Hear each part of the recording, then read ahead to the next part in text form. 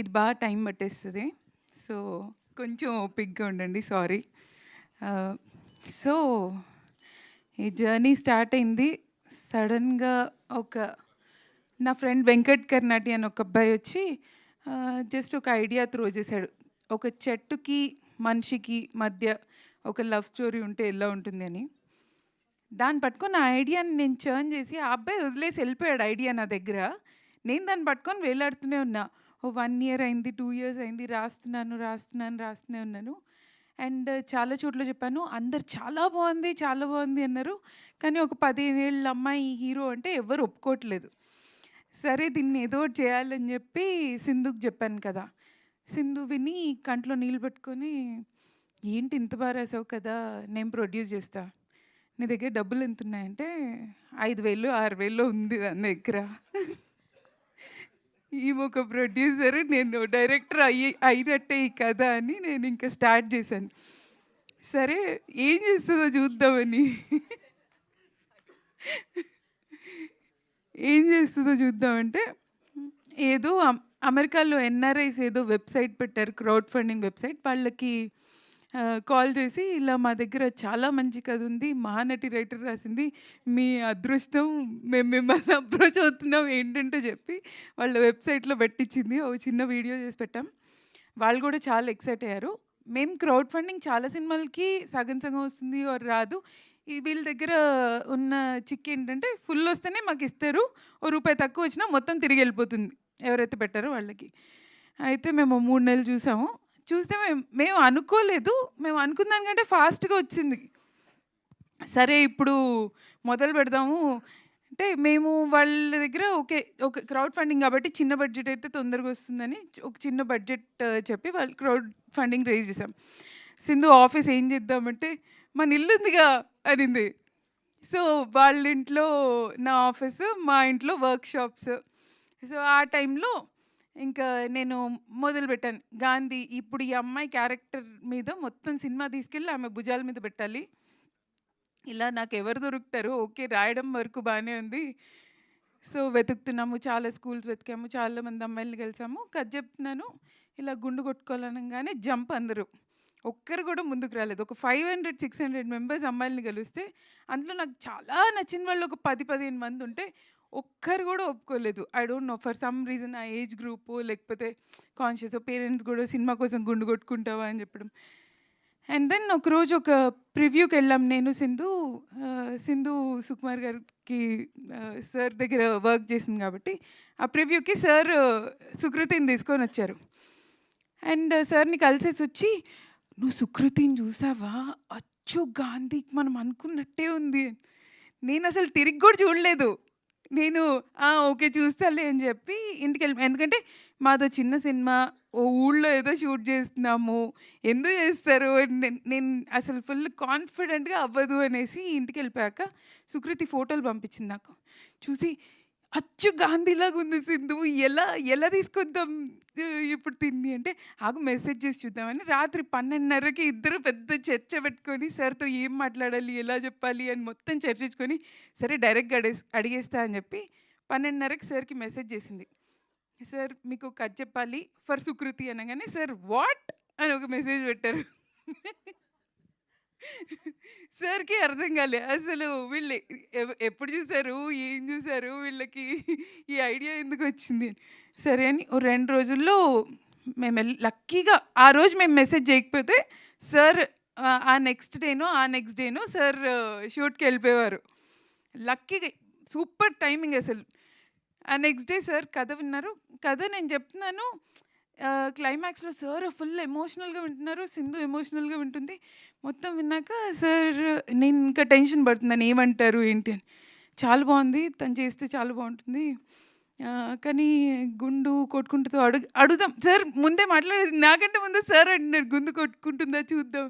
Okay సరే, fingers crossed అనేసి కొన్ని రోజుల తర్వాత నువ్వు ఒకసారి వచ్చి సుకృతితో మాట్లాడు, నువ్వు తబితాతో ఫాలోఅప్లో ఉన్నావు అంటే, ఓకే ఎస్ అనుకొని నేను వెళ్ళి మాట్లాడడానికి వెళ్తున్నాం. దారిలో నేను సింధుతో అన్నాను, ఓకే చూడ్డానికి బాగుంది, కరెక్ట్గా క్యారెక్టర్లోకి సెట్ అయ్యేలా ఉంది, ఓకే ఇదంతా ఓకే, ఇప్పుడు ఆ అమ్మాయికి యాక్టింగ్ రాకపోతే ఎలా సింధు అని.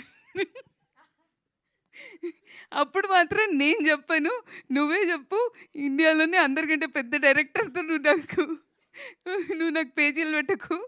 నాకు కెరియర్ ఉంది. ఇన్ కేస్ యాక్టింగ్ రాకపోతే మాత్రం నువ్వు ఇట్లా నిర్మోహమాటంగా చెప్పేయి. అది నీ మీదే రెస్పాన్సిబిలిటీ" అని వెళ్ళి ఆడిషన్ చేయడానికెళ్తే, అక్కడ ఫస్ట్ టైం ఈ పిల్లని చూసాను నేను.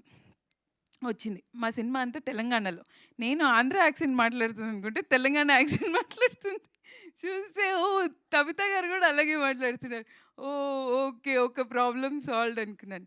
నెక్స్ట్ నేను ఆడిషన్ చేద్దాం అనుకుంటుంటే, తను స్కూల్లో ఏదో పొద్దున్న ముందు రోజు జరిగిన కథేదో చెప్తుంది. ఇలా ఫుల్ ఎక్సైటెడ్‌గా అటు ఇటు తిరుగుతూ నా మీదకొచ్చేసి ఇలా నరేషన్ స్కిల్స్ మామూలుగా ఉండలేదు. సొంత ఆడిషన్ దానికైతే చేసేసుకుంది. మేమిద్దరం ఒకరి మొహాలు ఒకరు చూసుకుంటున్నాం. దీని తర్వాత ఇంకెందుకు ఆడిషన్. మనం మనం అనుకున్న దానికంటే బెటర్ ఆడిషన్ ఇస్తుంది అనేసి, ఇంకా ఆడిషన్ తనకి తనే సెల్ఫ్‌గా చేసుకుంది. అండ్ దెన్ నెక్స్ట్ డే కథ వింటా అనింది. సో, కూర్చోబెట్టి మొత్తం కథ చెప్పాను. ఓపికగా వినింది. లైక్ ఆల్మోస్ట్ 3 అవర్సో, 3½ అవర్సో వినింది. అండ్ దెన్ కథ అంతా విన్నాక ఇప్పుడు గుండు టాపిక్. సో, గుండు గురించి నేను ఎలా అడుగుదాం అనుకుంటే, "హే! గుండు కొట్టుకోవాలి కదా! Cool. Can I shave my head?" నాకిట్లా వెనకాల వైలెన్స్, పక్కన చిచ్చుబుడ్డిలు, డ్రమ్స్ ఇంకా మామూలు ఆనందం కాదు నాకు. ఆ రోజు ఒప్పుకుంది. ఏ రోజున వచ్చి నేను కొట్టుకోను, నేను చేయలేను, ఒక్కసారి కూడా డౌట్ కూడా లేదు. అండ్ షీ డిడ్ ఒక 2 మంత్స్ వర్క్‌షాప్‌కొచ్చింది. అసలు ఏం పెడితే అది తినేది. నో ఫస్. ఏం చెప్తే అది చేసేది. పొద్దున్న మొదలు పెడితే ఈవినింగ్ దాకా వర్క్‌షాప్స్ ఉండేది. అండ్ ఫస్ట్ రీడింగ్‌లో నేను నేను తనకేం చెప్పలేదు క్యారెక్టర్ గురించి. తను ఈ క్యారెక్టర్‌ని ఎలా చదువుతదో చూద్దాము, ఎలా ఇంటర్ప్రెట్ చేస్తదో చూద్దామంటే, ఈ క్యారెక్టర్‌ని నా మైండ్‌లో ఉన్నదానికంటే అట్‌లీస్ట్ ఒక 100 సార్లు బెటర్‌గా ఇంటర్ప్రెట్ చేసింది తను. I don't no if that happens. ఎందుకంటే నేను ఇన్ని కథలు రాసాను. ఏ రోజు ఒక యాక్టర్ నా స్క్రిప్ట్‌లో ఉన్నదానికంటే బెటర్‌గా పెర్ఫార్మ్ చేసి నేను ఎరగలేదు. ఇదైతే నేను ఖచ్చితంగా చెప్తున్నాను. ఫస్ట్ టైం అది ఒక 13 ఏళ్ల పిల్ల చేసింది. దట్ వాజ్ అమేజింగ్ అసలు. I was mind blown. అసలు దీనికి ఎలా తెలిసింది? నేను మైండ్‌లో ఉన్నది అనుకున్నది దీనికి ఎలా తెలిసింది? లైక్ ఎలా అర్థమైంది? Because there is lot of depth, చిన్న చిన్న డీటెయిల్స్ ఉన్నాయి. అన్నీ పట్టుకుంది. ఎవ్రీ డీటెయిల్ పట్టుకుంది. నేను అనుకున్న పేస్‌లో చదువుతుంది. నేను అనుకున్నట్టు వర్క్‌షాప్‌లో పెర్ఫార్మ్ చేసి చూపిస్తుంది. ఈ వర్క్‌షాప్‌లో ఇవన్నీ నేను చూస్తున్నాను. ఒకరోజు సార్ కరెక్ట్‌గా షూట్ ముందు రోజు నైట్ 1:00కి నేను సార్‌కి ఇంకా ఫోన్ చేశాను. ఇంకా ఫుల్ జిటర్స్. "సార్ నాకు భయం వేస్తుంది" అంటే, "అవునా? నాకు భయంగా ఉంది. సుకృతి ఎలా" సార్ సుకృతి చేస్తది. నేనెలా చేస్తానో నాకు భయంగా ఉంది. అది చాలా చేస్తుంది అంటే, "సార్ అవునా?" అని సార్‌కి ఇంకా అప్పటికి వీళ్ళిద్దరికీ ఇంకా కన్ఫర్మ్డ్‌గా తెలియలేదు దాని full talent. Next day first షాట్‌లో తవిత గారు ఫస్ట్ షాట్‌లో ఫస్ట్ టేక్ నేను దాన్ని పిలిచి, "first shot first take okay అయిపోవాలి నాన్న. సెంటిమెంటల్లీ ఫస్ట్ టేక్ ఓకే అయితే బాగుండు." అది ఒకసారి చెప్పాను. నాకు తెలిసి సినిమాలో 90% of her shots are first takes. At least 90%. I don't know అది ఏం నేర్చుకుంది, ఎక్కడ నేర్చుకుంది. According to what sir said, sir అదెప్పుడు సెట్‌కి రాలేదు, దానికేం తెలీదనే చెప్పారు. కానీ ఎవ్వరికీ తెలియలేదు అసలు దానికేం తెలుసు అని. But for 13 year old to do that is amazing. మీరందరూ చూస్తారు. ఐ డోంట్ నో రేపు మీకు సినిమా నచ్చుతుందో లేదో నాకు పక్కన పెడితే, మీ అందరికీ సుకృతి మీద ఒక రెస్పెక్ట్ వస్తుంది, which you will never forget. I promise. ఒక గుడ్ యాక్టర్ని చూసినప్పుడు మనకు మనసులో నుంచి ఒక రెస్పెక్ట్ వస్తుంది కదా, అది she will take that for ever. That is for certain. ఇంకేది జరిగినా జరగకపోయినా అది పక్కాగా జరుగుతుంది. ఆ తర్వాత ఈ ఇద్దరు నెహాల్ ఇంకా భాను, వీళ్ళిద్దరు ఫ్రెండ్స్. సో ఈ అమ్మాయికి ఈ సినిమాలో ఇద్దరు ఫ్రెండ్స్. వీళ్ళ ముగ్గురు మధ్యలో కెమిస్ట్రీ ఎందుకంటే నాకు నా లైఫ్లో ఎప్పుడు ఇద్దరు బెస్ట్ ఫ్రెండ్స్ అబ్బాయిలు ఉన్నారు. సో నేను రాసుకున్న క్యారెక్టర్కి కూడా ఇద్దరు అబ్బాయిలు, వాళ్ళు బెస్ట్ ఫ్రెండ్స్. వీళ్ళ ముగ్గురు మధ్యలో కెమిస్ట్రీ ఎలా ఉంటుంది అనుకుంటే, వీళ్ళు షార్ట్ తర్వాత కూడా ముగ్గురు కలిసి ఇలా హాయిగా షాప్కి వెళ్ళి చిప్స్ కొనుక్కొని తిరుగుతూ, ఊర్లో ఎక్కడ పడితే అక్కడ తిరుగుతూ, వీళ్ళు మామూలుగా ఎంజాయ్ చేయలేదు. వీళ్ళు ముగ్గురు ఇప్పుడే కలిసారు అంటే ఎవరు నమ్మేవాళ్ళు కాదు. ఆల్రెడీ నేను ఫ్రెండ్స్‌ని వెతుక్కొని క్యాస్ట్ చేశాను అనుకున్నారు చాలామంది.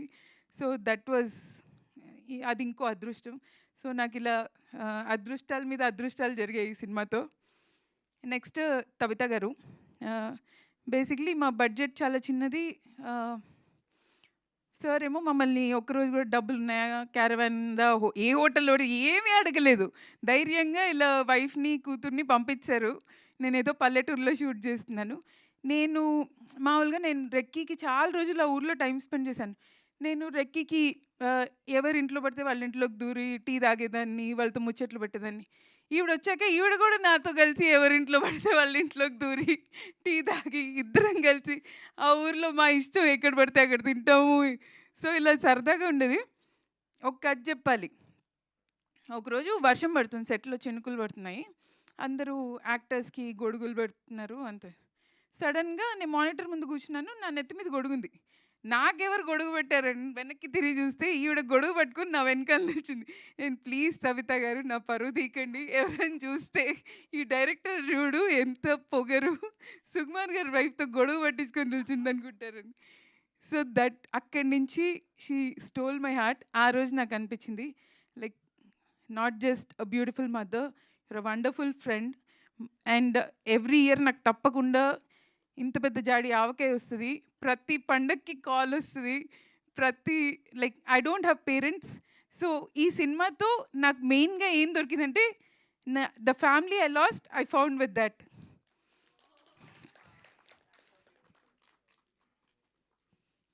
ఓకే అమ్మో. Can I supply everybody?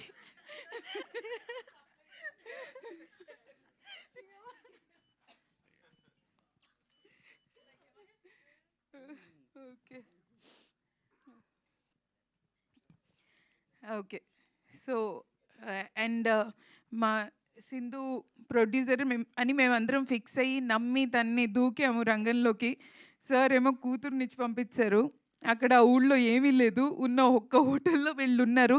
ఎంతమంది వచ్చినా ఇవిడ ఒక రూమ్లోనే అడ్జస్ట్ అయ్యేది. ఎప్పుడు కనీసం కాల్ చేసి ఇంకో రూమ్ ఉందా అని కూడా అడగలేదు.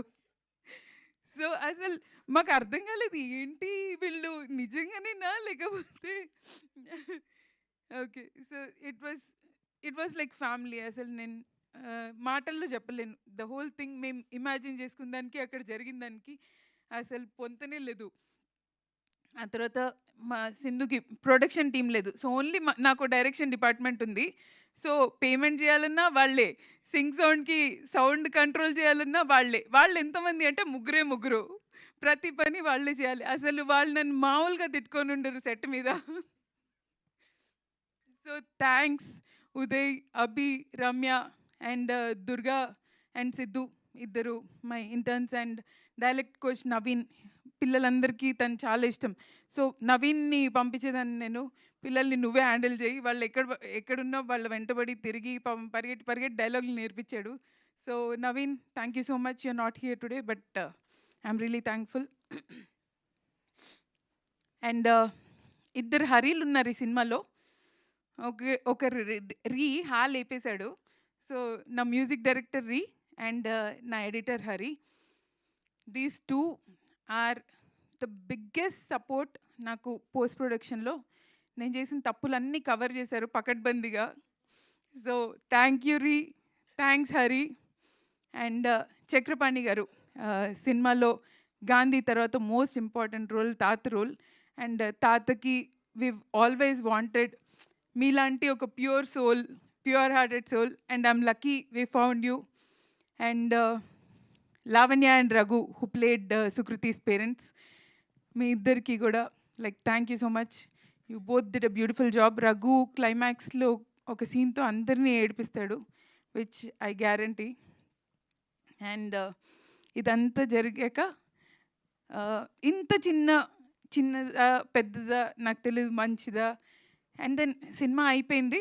అయ్యాక సార్ దగ్గరికి వెళ్ళి, సార్ సినిమా అయిపోయింది కదా అంటే, ఓకే ముందు ఫెస్టివల్స్కి పంపించు అన్నారు. నాకు గుండెల్లో రాయబడింది, ఇప్పుడు ఇది ఫెస్టివల్స్కి పంపించి ఎప్పుడు లేదు, నీకు యాజ్ అ ఫిల్మ్ మేకర్ నీకు ఫెస్టివల్స్కి పంపించు, చాలా బాగా వచ్చింది, నీకు అర్థం కావట్లే, సినిమా బ్యూటిఫుల్గా ఉంది.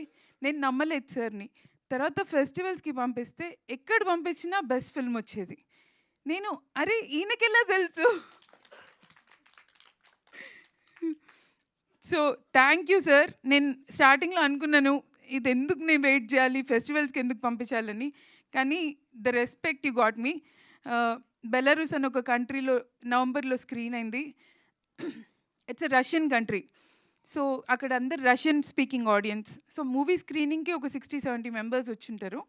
వాళ్ళందరూ సినిమా చూసాక నేను లోపలికెళ్తే దే కేమ్ ఏడ్చుకుంటూ వచ్చి నన్ను ఒక 10-15 మంది హగ్ చేసుకున్నారు. నాకు అర్థం కాలేదు. రష్యన్‌లో ఏదో చెప్తున్నారు. నాకు అర్థం కాలే.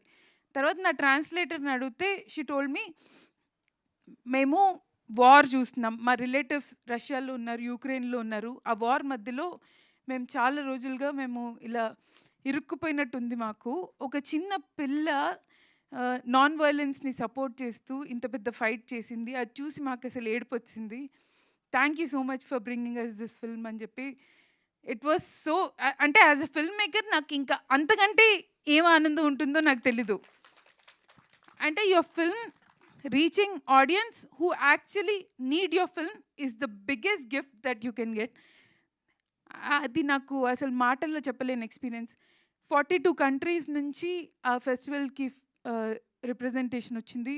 And more than 5,000 people final event attend అయ్యారు. జపనీస్ వాళ్ళు వచ్చారు, కొరియన్ వాళ్ళు వచ్చారు. There were so many films. నేను అసలు నాకు అవార్డ్ కాదు కదా, నామినేషన్ కూడా వస్తుంది అనుకోలేదు. 30 year old ఫెస్టివల్ అండ్ ఆ కంట్రీలో ఇట్స్ ద బిగ్గెస్ట్ ఫెస్టివల్. వాళ్ళ ఇయర్లీ బిగ్గెస్ట్ యాన్యువల్ ఈవెంట్ ఆ ఫిల్మ్ ఫెస్టివల్. అలాంటిది మాకు బెస్ట్ ఫిల్మ్ వచ్చింది. నేను వెళ్ళి తీసుకున్నాను. ఐ వాజ్ షాక్‌లో థ్యాంక్ యూ చెప్పొచ్చి కూర్చున్నాను. 5 నిమిషాల తర్వాత మళ్ళీ బెస్ట్ ఫిల్మ్ గాంధీ తాత చెట్టు అని అనౌన్స్ చేశారు. నేను ఇదేంటి అని కన్‌ఫ్యూజన్‌లో చూస్తున్నాను. నేను వెళ్ళి ఒక పెద్ద రష్యన్ డైరెక్టర్ ఎవరో నాకు అవార్డ్ ఇస్తున్నారు. నేను నా మొహం చూసి why do you look so confused అంటే, నేను ఇప్పుడే కదా బెస్ట్ ఫిల్మ్ ఇచ్చారు అంటే, అది జ్యూరీ చాయిస్, ఇది ఆడియన్స్ చాయిస్. ఫస్ట్ టైం ఇద్దరు ఒక సినిమాకి ఓట్ చేయడం. And we have no words to express your film. అంటే ఒక మంచి సినిమా మంచి ఉద్దేశంతో చేస్తే the love it gets is immense అనిపించింది నాకు. I realised what sir was talking about. ఆ రెస్పెక్ట్ అంటే ఏంటి నాకు అప్పుడు అర్థమైంది నాకు. ఇదంతా అయ్యాక ఇంకా ఓకే ఫెస్టివల్స్లో బాగా అయింది. ఓటీటీలో రిలీజ్ చేద్దాం అనుకునే టైంకి ఓకే మన ఫ్రెండ్స్ అండ్ క్లోజ్ ఫిల్మ్ వాళ్ళకి ఒక షో వేద్దాం అనుకోగానే దానికి అనుకోకుండా శశి గారని మైత్రి శశి గారు వచ్చారు. ఆయన సినిమా చూశాక వచ్చి ఒక 5 minutes నాతో ఇలా కామ్గా ఉండి, నాకు చెట్లు చాలా ఇష్టమ్మా, నేను ఒకసారి పార్కింగ్లో చెట్టు అడ్డంగా ఉందని కొట్టేశాను, నాకు అది గుర్తొచ్చింది సినిమా చూసి. గుర్తొచ్చి బాధ కూడా వేసింది, ఎందుకు కొట్టేశాను ఇప్పుడు బాధ వేసింది, మనం థియేటర్లో వేద్దాం అనేసి ఆయన చెప్పంగానే ఐ వాజ్ లైక్ ఓకే మైత్రి నా సినిమా ఎందుకు రిలీజ్ చేస్తారు, ఎంత ఎంత ఉన్నా. And when next day Tabitha గారు కూడా ఫోన్ చేసి అవును థియేటర్కి వెళ్దాము సార్ కూడా సరే అన్నారు అనగానే, సార్ నేను చెప్పలేని మాటల్లో, నేను ఎక్కడికి వెళ్ళినా జనాలు నన్ను మైత్రి బ్యానర్లో చేస్తున్నావా అని ఒక you gave me so much value and the movie so much value. I have no words to express. And Sukku sir నాకు ముందు నుంచి ఒక్కసారి కూడా సుకుమార్ రేటింగ్స్ వేద్దామా అని ఒక్కసారి కూడా అడగలేదు. సినిమా అంతా చూసి ఇంకో 10 మంది చూసి బాగుందని చెప్పాక అప్పుడు చెప్పారు నాకు సుకుమార్ రేటింగ్స్ వేద్దాం. So I feel honored and I feel privileged to be the first woman to take Maitri and Sukumar ratings together, and I want more women filmmakers to make movies for Maitri and Sukumar ratings. మేము ఎప్పుడు పక్కనే ఆడుకుంటున్నాం, ఇప్పుడు వచ్చి మేము కూడా main గ్రౌండ్లో ఆడుకోవాలనుకుంటున్నాము. So thanks for giving us a beginning. Thank you so much. And అంతా అయిపోయాక I'm saving the best for the last. Suggu sir మీ గురించి ఎంత చెప్పినా తక్కువే. నాకు సక్సెస్ అంటే పెద్ద సినిమా చేయడమో లేకపోతే చాలా డబ్బులు సంపాదించడమో అనిపించేది నాకు. మిమ్మల్ని కలిసాక నాకు అర్థమైంది సక్సెస్ అంటే మనం ముందుకెళ్ళడం కాదు, మనతో పాటు 10 మందిని తీసుకెళ్ళడం అని. సార్ ఎప్పుడు ఆయన గురించి ఆలోచించరు, ఎప్పుడు పక్కన ఉన్న వాళ్ళ గురించి ఆలోచిస్తారు, ఎప్పుడు నో చెప్పలేరు. ఈయన మొహమాటం ఏంటో అసలు ఏమడిగినా నో చెప్పరు. ఎస్ చెప్పి తర్వాత ఇలా గింజుకుంటూ ఉంటారు. వీళ్ళకి ఎలా ఎలా చెప్పాలి, ఇప్పుడు ఎలా ఎక్స్ప్లెయిన్ చేయాలని. And sir, you are so innocent. మీరు ఒక చిన్న పిల్లడు మనకున్న innocence, purity. I don't know how you can be so intelligent and innocent at the same time. I don't know, you are one single piece. And thank you so much for inspiring us, and thank you very much. నేను ఒక్కసారి కూడా ఎన్ని కష్టాలు వచ్చినా ఏడవలేదు. ఇప్పుడు cinema release పెట్టుకొని Happy tears. yeah, I'm getting really emotional, but thanks each and everyone. Thank you so much. ఎవరిదైనా పేరు మర్చిపోయి ఉన్నా, I'm very grateful to everyone who has worked for this film. Especially Pandu, my hero, my Jan, my Jigar ka tukda. I promise I'll always be there whenever you need me. I don't know how much Fabulous. I can say, and this is all I can say. Thank you. Padma, you've answered almost all my questions. I had a few questions for you, but ఒక్క question అడుగుతాను sir. And more over, me stories telling skills super. మీడియాలో ప్రతి ఒక్కరి face ఇట్లా full smile ఉండే, చాలా ఫోకస్గా విన్నారు. You're an amazing narrator as well. So one question to you is, movie చూసాక సుకుమార్ సార్ రియాక్షన్ ఏంటి? ఫస్ట్ టైం చూసాక నాకు గుర్తుంది. ఫస్ట్ సో సార్ అప్పటికి ఎప్పుడు మంచి కథ బాగా చేస్తావు అని చెప్పేవారు. సార్ సినిమా చూసాక నువ్వు నెక్స్ట్ డే నాకు యాక్చువల్లీ మార్నింగ్ పొద్దునే వాయిస్ మెసేజ్ ఉంది. నన్ను పద్దక అని పిలుస్తారు. సో పద్దక, నువ్వు చాలా మంచి డైరెక్టర్వి పద్దక అంటే, సార్ ఇంక నేను చచ్చిపోతాను, ఇజ్జాలి నా జీవితానికి అంటే, ఓ 25 సినిమాలు తీసాక చచ్చిపో అని పెట్టారు. సో అండ్ సుకృతిని చూసిన లైక్ ఫస్ట్ షెడ్యూల్ తర్వాత రఫ్ కట్ చూసి సార్ నాతో, ఏంటి ఇది ఇలా చేస్తుంది, ఏం చెప్పావు దీనికి అన్నారు నాతో. That's what I remember. But sir was extremely proud of Sukriti. ఆయన ఒక చిన్న క్లిప్ నన్ను అడిగి ఫోన్లో పెట్టుకొని అందరికీ చూపిస్తూ ఉండేవారు సెట్లో కూర్చొని. So yeah, that was his reaction. He was more of a father than film maker. Thank you very much for giving And us this. you called him chief guest. He is not here as a chief guest. He is the father of Sukriti here today. But he's special in our hearts. Yeah. And thank you for everyone in the media for listening to me patiently. And thanks for everybody watching us online now. Thank you so much.